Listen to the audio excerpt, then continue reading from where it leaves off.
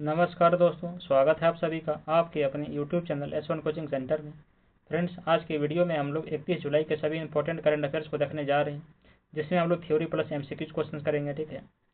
और हाँ, इस वीडियो का जो PDF है वो आप हमारे Telegram channel S1 coaching centre से जाके प्राप्त कर सकते हैं।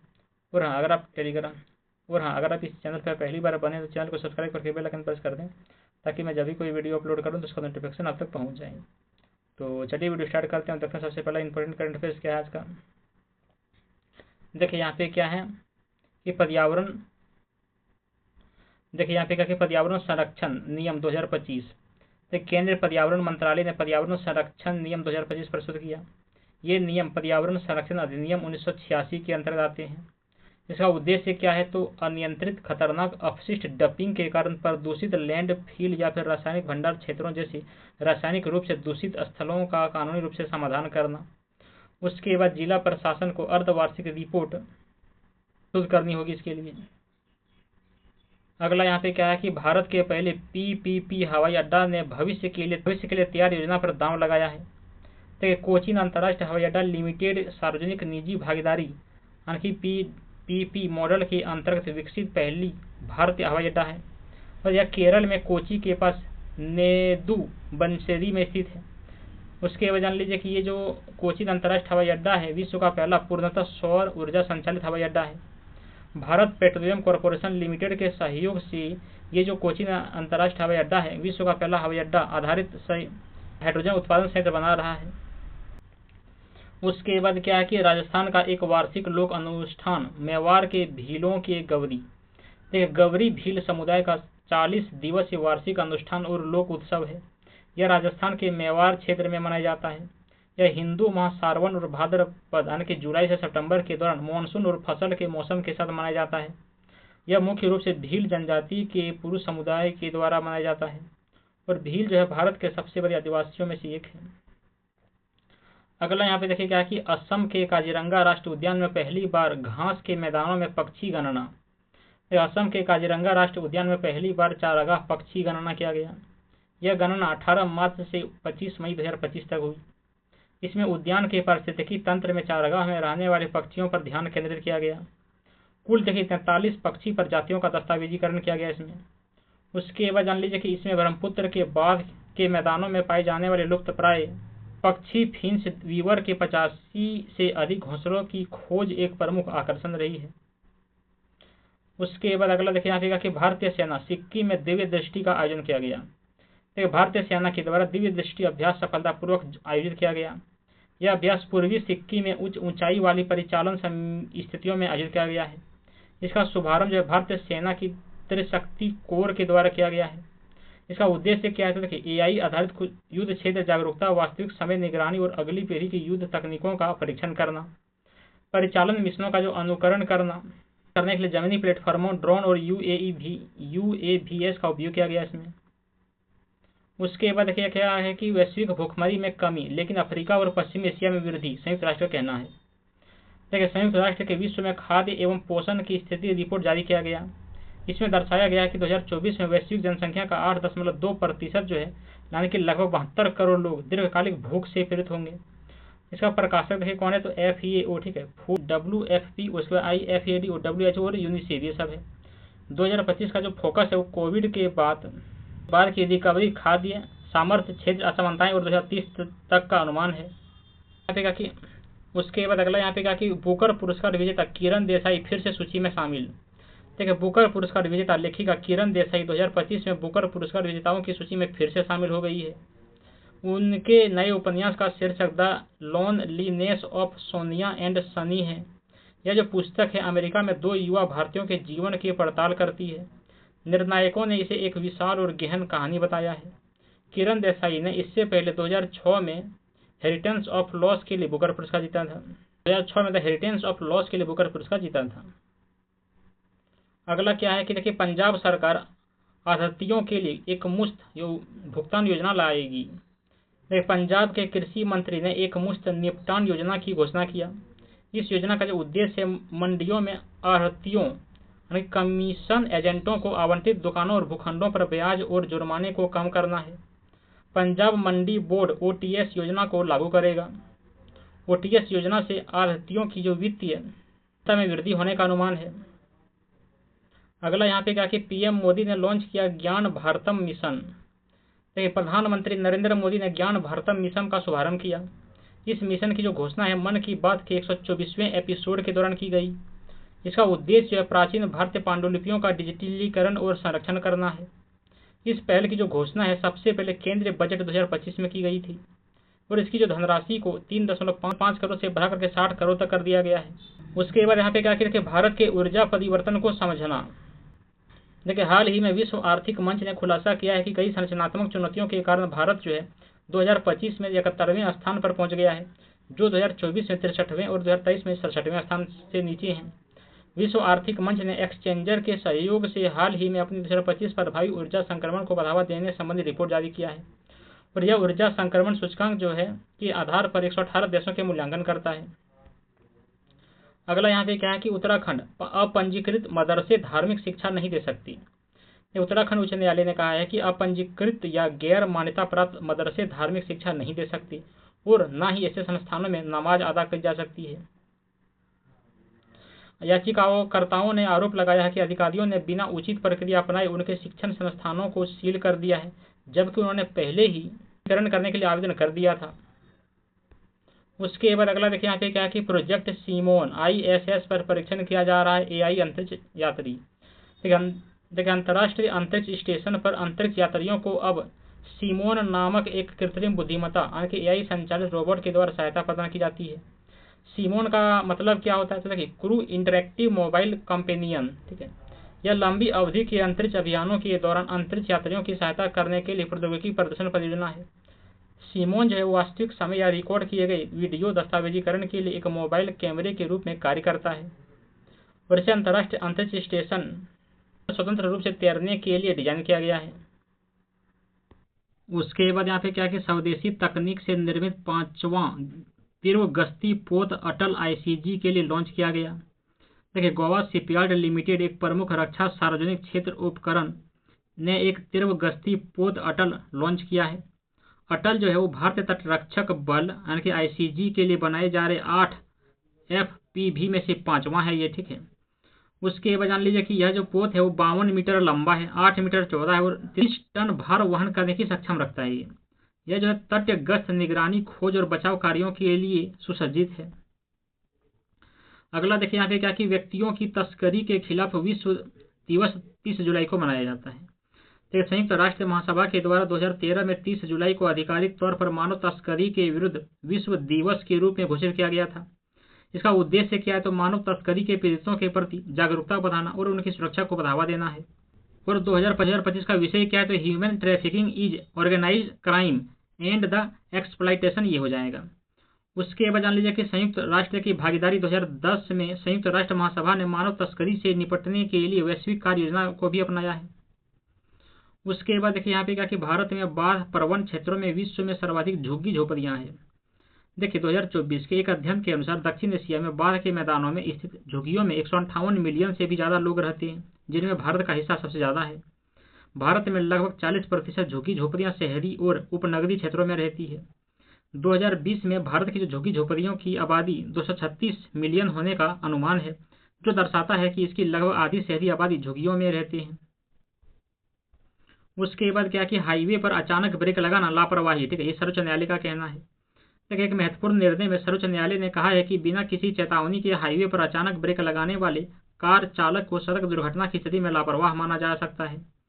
न्यायमूर्ति सुधांशु धूलिया और न्यायमूर्ति अरविंद कुमार की पीठ ने कहा है कि हाईवे के बीच में ड्राइवर का अचानक रुकना भले ही व्यक्तिगत आपात स्थिति के कारण क्यों ना हो, लेकिन यह एक गंभीर अपराध है। उसके बाद देखिए यहाँ पे क्या कि भारत में जन्मे अर्थशास्त्री एवं लेखक मेघनाथ देसाई का 85 वर्ष की आयु में निधन हो गया।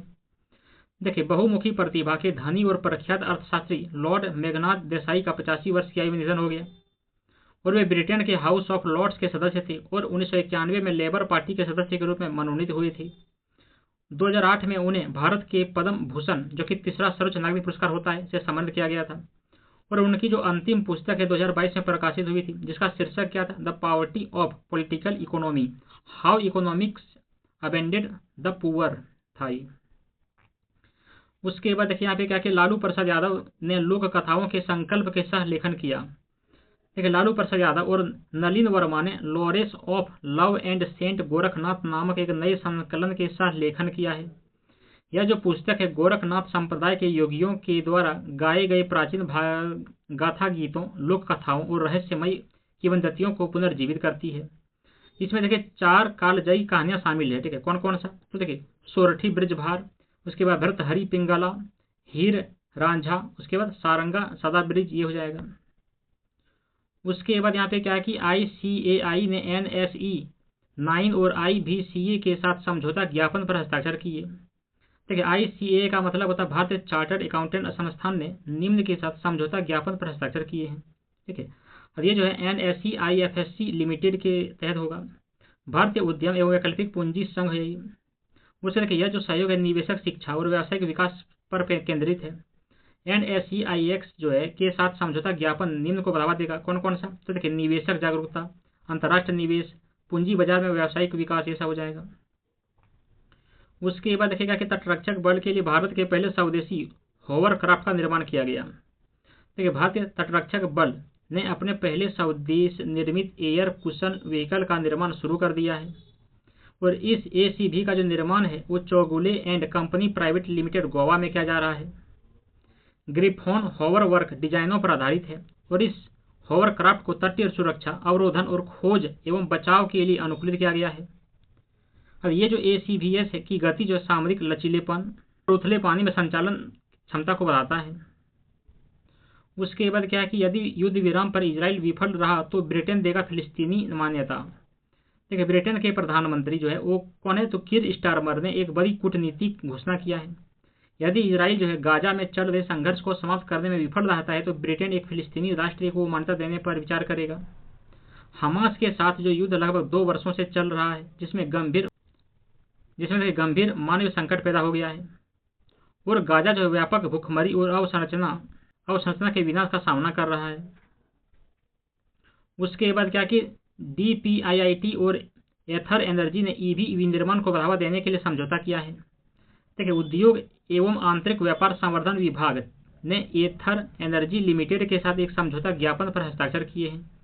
यह जो समझौता है ज्ञापन भारत के स्वच्छ गतिशीलता और इलेक्ट्रिक वाहन विनिर्माण पारिस्थितिकी तंत्र का समर्थन करता है।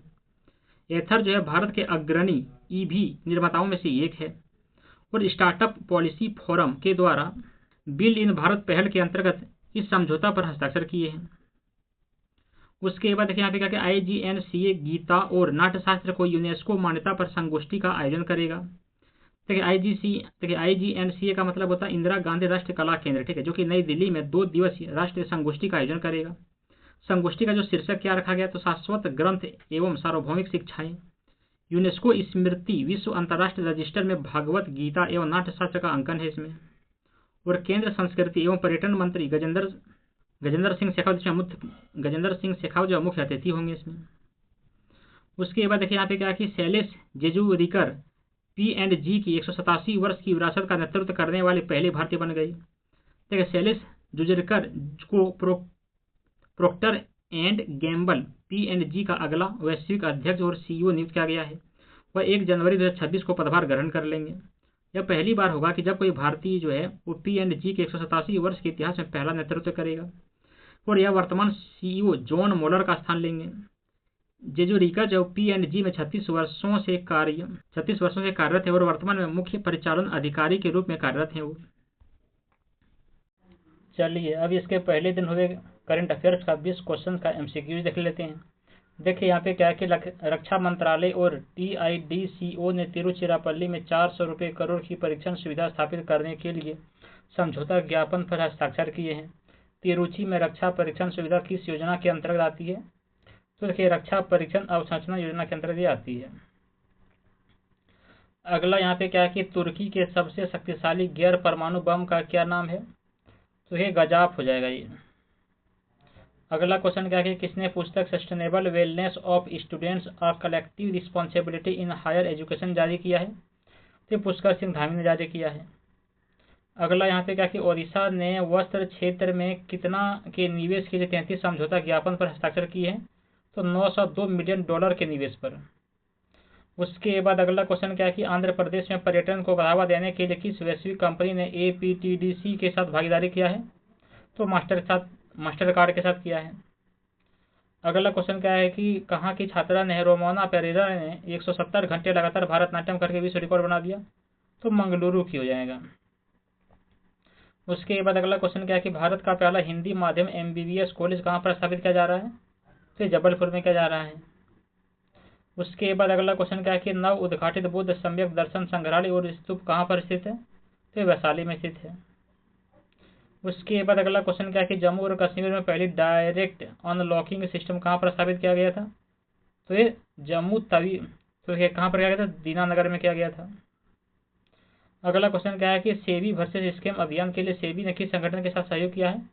तो किसके साथ किया? तो NSE के साथ किया है। उसके बाद अगला क्वेश्चन क्या है कि भारत ने 500 किलोमीटर की रेंज वाली पर्ले बैलिस्टिक मिसाइल का दोहरा परीक्षण किया है। पर्ले किस प्रकार की मिसाइल है? तो ये अर्ध बैलिस्टिक मिसाइल है। उसके बाद अगला क्वेश्चन क्या है कि 2025 के फीडे महिला विश्व कप किसने जीता है? तो दिव्या देशमुख ने जीता है। उसके बाद अगला क्वेश्चन क्या है कि इंडिया टूरिज्म दिल्ली ने सांस्कृतिक वैभव के साथ तीज उत्सव की भावना का जश्न मनाया। तीज उत्सव मुख्य रूप से किसका जश्न मनाता है? तो देवी पार्वती और भगवान शिव का पुनर्मिलन ये हो जाएगा। अगला क्वेश्चन क्या है कि सिंधु दुर्ग में डैश पर महाराष्ट्र का पहला कांच का पुल खुला है? तो देखिए नापने जलप्रपात पर खुला है। उसके बाद अगला क्वेश्चन क्या है कि विजय शर्मा क्योटो प्रोटोकॉल के वास्तुकार और भारत के पूर्व मुख्य जलवायु वार्ताकार का निधन हो गया। विजय शर्मा का किस देश में निधन हुआ है? तो देखिए कहाँ पर होगा? US में हो जाएगा। अगला क्वेश्चन क्या है कि 2025 के कला उत्सव के दौरान राष्ट्रपति भवन में किस राज्य की सोहराई कला ने ध्यान खींचा? तो देखिए झारखंड की। अगला क्वेश्चन क्या है कि विश्व के सबसे तेज सिंगल शॉट माइक्रोस्कोप को किस संस्थान ने विकसित किया है? तो देखिए ये क्या है किसने? तो कैलिफोर्निया इंस्टीट्यूट ऑफ टेक्नोलॉजी ये हो जाएगा। अगला क्वेश्चन क्या है कि विश्व बाघ दिवस प्रतिवर्ष 29 जुलाई को मनाया जाता है। पहला अंतर्राष्ट्रीय बाघ मंच कहाँ पर आयोजित किया गया था? तो रूस में किया गया था। अगला क्वेश्चन क्या है कि जून 2025 में भारत के IIP की वृद्धि दर क्या थी? तो 1.5% थी। उसके बाद अगला क्वेश्चन क्या है कि पृथ्वी विज्ञान मंत्रालय के 19वें स्थापना दिवस पर कितने उपकरणों और सेवाओं का शुभारंभ किया गया? तो कितना किया गया? तो याद रखिए 14 हो जाएगा। तो बस इतना ही था फ्रेंड्स। कैसे लगा ये वीडियो कमेंट करके जरूर बताइएगा। चलिए मिलते हैं अगले वीडियो में अगले दिन के करंट अफेयर्स को लेकर। तब तक के लिए धन्यवाद। जय हिंद।